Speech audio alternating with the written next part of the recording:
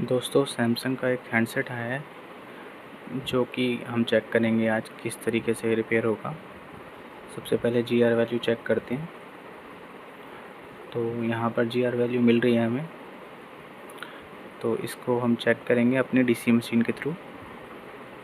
तो मैं अपना इस हैंडसेट को देख सकते हो आप, अभी तक फ्रेश बोर्ड है ये हमारा, कोई रिपेयरिंग नहीं हुई है। डीसी मशीन में लगा कर चेक करेंगे इसको।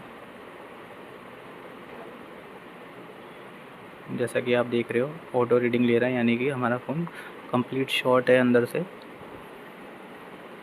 और शॉर्टिंग रिमूव कैसे करेंगे वो मैं आज आपको बताऊंगा।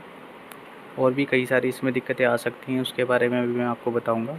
तो वीडियो में बने रहिए कि कैसे ये फ़ोन रिपेयर होगा और कंप्लीट इसको ऑन करेंगे। सबसे पहले मदरबोर्ड को बाहर निकालते हैं और ध्यान रखना है आपको कोई भी चीज़ डैमेज ना हो। कैमरे वगैरह पहले साइड कर दीजिए, क्योंकि सबसे इम्पोर्टेंट पार्ट फ़ोन में कैमरे ही होते हैं। अगर कैमरा अच्छा नहीं होगा तो कस्टमर वैसे ही मना कर देगा फ़ोन लेने से। तो बोर्ड को निकालते हैं बाहर। देख सकते हो बिल्कुल सील्ड बोर्ड है, अभी कोई काम नहीं हुआ इस बोर्ड पे। तो इसकी सील्ड को हम निकालेंगे, आप चाहें तो हीट करके भी निकाल सकते हैं, पर मैं चिमटी या किसी और टूल की मदद से इसको निकालूंगा। अब आप देखते जाइए कैसे इसकी सील्ड निकाली जाएगी। तो मैं ट्वीज़र की मदद से इसको निकालूंगा। तो सबसे पहले हम पावर सेक्शन को ओपन करेंगे। इस मिडल में हमारा पावर सेक्शन होता है। ध्यान से इसकी शील्ड को निकालेंगे, वरना कोई और कंपोनेंट भी टूट सकता है। चिमटी को बहुत ध्यान से चलाएंगे दोस्तों, वरना आपका कोई और कंपोनेंट निकल जाएगा तो आपका फ़ोन ऑन नहीं हो पाएगा।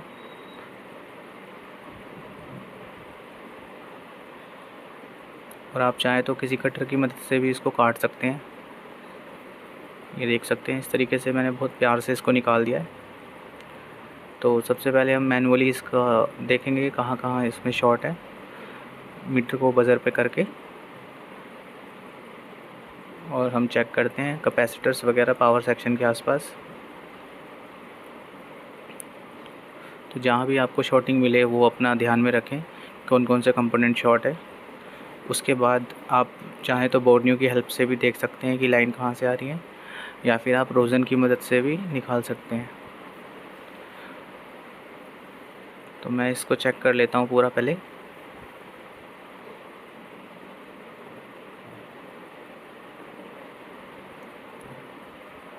तो यहाँ एक कंपोनेंट मुझे लग रहा है, ये जो कंपोनेंट है आपका ये शॉर्ट है, और इस आईसी के पास भी मुझे लगता है शॉर्टिंग होगी ज़रूर। हाँ है, यहाँ भी शॉर्टिंग है। तो हम इस पे पहले रोज़न अप्लाई करेंगे। रोज़न अप्लाई करने के बाद हम देखते हैं क्या इसमें शॉर्टिंग हमें मिल पाएगी या नहीं। तो रोज़न अप्लाई करने का भी तरीका होता है, पहले हम देखते हैं लगाते हैं नॉर्मली रोज़न लगता है या नहीं। बहुत से लोग रोज़न लगाते वक्त ध्यान नहीं देते, अगर ऊपर पंखा चल रहा है तो रोज़न बैठता नहीं है। आपको इस वीडियो में भी दिखेगा, जैसे मैंने अब पंखे के नीचे मैंने रोज़न लगाना शुरू किया, रोज़न मेरा ठीक से लग नहीं पा रहा है। तो इसकी दिक्कत यही है। आपको सबसे पहले क्या करना होगा, पंखा बंद करना है। अगर आपके ऊपर चल रहा है तो हवा नहीं लगनी चाहिए।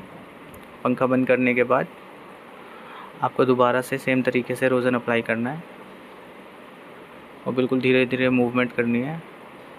और रोज़न कम से कम लेना है, वरना ये ड्रॉप हो जाएगा आपका, वहाँ पे टपक भी सकता है रोज़न बोर्ड के ऊपर। अब देखिए पंखा बंद करने के बाद बिल्कुल आराम से मेरा रोज़न बैठ रहा है। ये देखिए अब ये बहुत प्यार से लग चुका है रोज़न। और रोज़न को इस तरीके से लगाना है कि आपको सारे कंपोनेंट रोज़न के थ्रू ढक जाने चाहिए। ये देखिए आसपास के जो भी कैपेसिटर्स हैं, रेसिस्टर है, सबको हमें रोज़न से कवर कर देना है। रोज़न से देख लीजिए पूरा बोर्ड कवर हो गया बीच में से। अब हम इसमें पावर सप्लाई देंगे। वोल्टेज आप 4.2 रख सकते हैं, 5 एम्पेयर भी रख सकते हैं। मैं डीसी पावर सप्लाई से इसमें इंजेक्ट करता हूँ वोल्टेज, तो यहाँ किसी तरह की कोई हलचल नहीं हो रही है। बोर्ड में मुझे कहीं कुछ नहीं दिखा, कहीं मेल्ट होते हुए। एक बार और ट्राई करते हैं। बोर्ड हीट हो रहा है बट कहीं से कुछ मेल्ट नहीं हुआ, तो इस डिब्बी के अंदर मुझे लगता है यहाँ पे हीट हो रहा है बोर्ड। तो इस वाली कैन को भी खोल लेते हैं। आप देख सकते हो मैं यहाँ पे ब्लेड की मदद से इस कैन को उठा रहा हूँ। आप भी इस तरीके से निकाल सकते हैं, पर ध्यान रखना है कि कोई प्रिंट ना ख़राब हो उसका। अब रोज़न लगाएंगे यहाँ भी।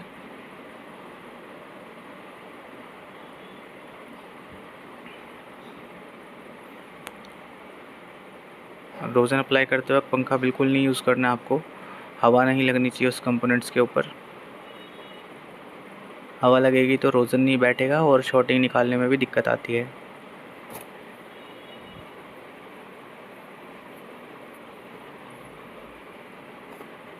तो अब पावर सप्लाई देते हैं इसमें।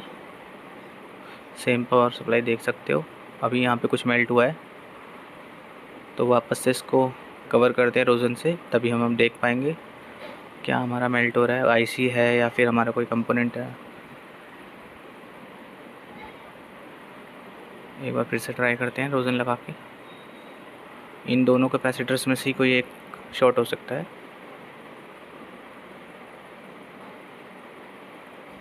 ये देखिए फिर से हो रहा है। अभी भी श्योर नहीं हूँ मैं कौन सा कंपोनेंट इसमें हीट हो रहा है, तो दोबारा एक बार रोज़न लगाएंगे।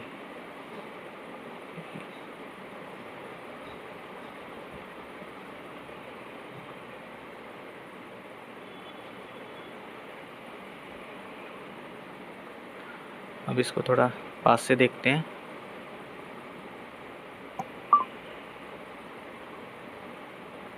ये देखिए आपको दिखाई देगा, जो फर्स्ट कैपेसिटर है हमारा ऊपर की तरफ से, यही हमारा ख़राब है।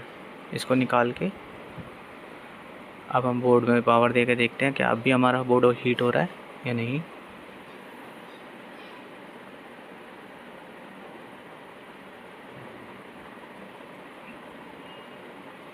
नहीं, अभी कोई मेल्ट नहीं हो रहा बोर्ड कहीं से भी, देख सकते हो कोई इसमें हीटिंग नहीं है। अब हम डीसी मशीन पे चेक करते हैं ऑटो एम्पेयर लेता है या नहीं।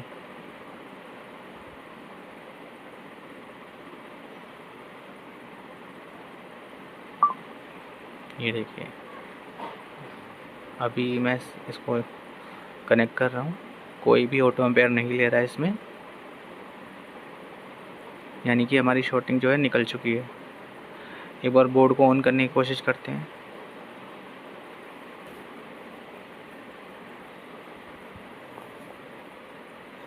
ये देख सकते हो आप। थोड़ी सी प्रॉब्लम ये है कि यहाँ पर मशीन हमारी सेट नहीं है, हिल जाता है बार बार वायर।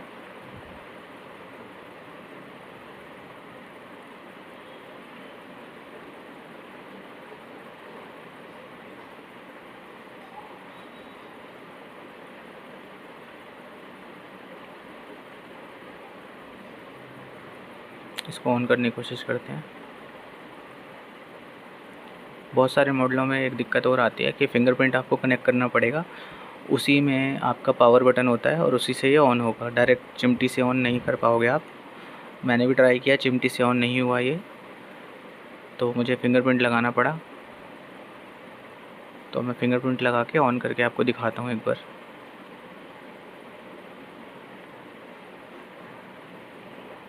ये देखिए रीडिंग चल चुकी है उसमें एम्पेयर की, यानी कि हमारा सेट ऑन हो रहा है, कंप्लीट ऑन हो चुका है।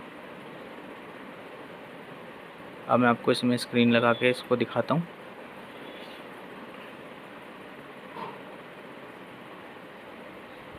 एक बार इसको फिट कर लेते हैं।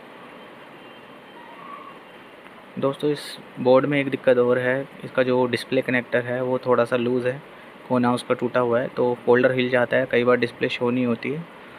बट आपको दिखाने की कोशिश करूँगा मैं इस वीडियो में कि कैसे ये फ़ोन ऑन होगा या नहीं होगा।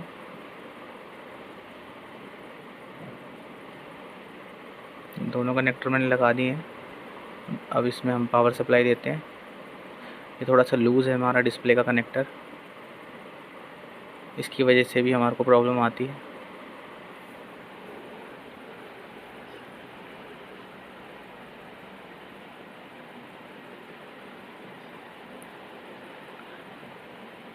ये देखिए पावर बटन मैंने लगाया, ऑन किया तो यहाँ पर डिस्प्ले कनेक्टर प्रॉब्लम कर रहा है और बैटरी कनेक्टर भी थोड़ा सा लूज़ है, आप देख सकते हो। ऑन होने की कोशिश की फ़ोन ने बट हुआ नहीं, तो हम इसको बैटरी से ऑन करके देखते हैं इसकी, और चार्जिंग वगैरह चेक करते हैं, एम्पेयर वगैरह।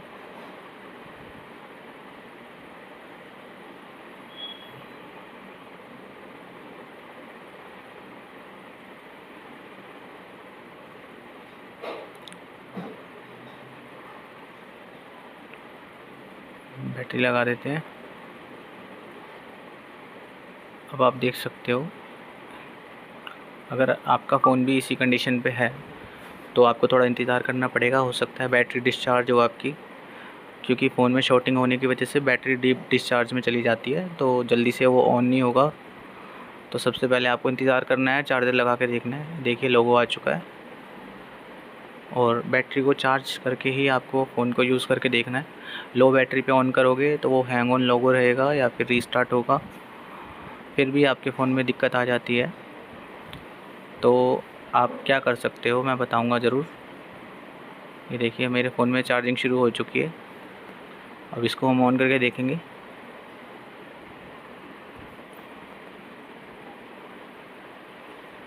अब ऑन करने की कोशिश करते हैं इसको। फ़िलहाल ज़ीरो बैटरी है, तो हो सकता है कंप्लीट ऑन ना भी हो। ऑन हो चुका है, सेट डिस्प्ले आ चुकी है, काम हमारा हो गया है। अगर आपके पास भी ऐसे ही कोई फ़ोन आता है और उसमें ये ऑन होने के बाद हैंग ऑन लोगो रहता है या फिर आपका रीस्टार्ट हो रहा है, तो आप इसको एक बार फ्लैश करके भी देख सकते हैं। फ्लैशिंग से आपका जो भी प्रॉब्लम है सॉल्व हो जाएगा। और बैटरी को ज़रूर बूस्ट कर लें, बैटरी अगर लो हो जाती है तो भी ये दिक्कत आती है। तो आपको सब्र रखना है और काम को तसल्ली से करना है, आपका काम सक्सेसफुल हो जाएगा। इसी तरह की वीडियो आप देखना चाहते हैं तो मेरे चैनल को सब्सक्राइब कर सकते हैं। किसी भी प्रकार के क्वेश्चंस आप पूछना चाहते हैं तो फिर आप मुझे इंस्टाग्राम पे मैसेज भी कर सकते हैं या फिर कमेंट बॉक्स में कमेंट कर सकते हैं।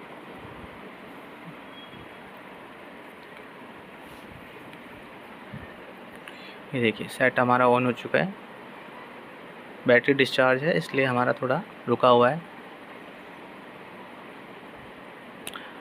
वीडियो में बने रहने के लिए धन्यवाद दोस्तों, थैंक्स फॉर वॉचिंग।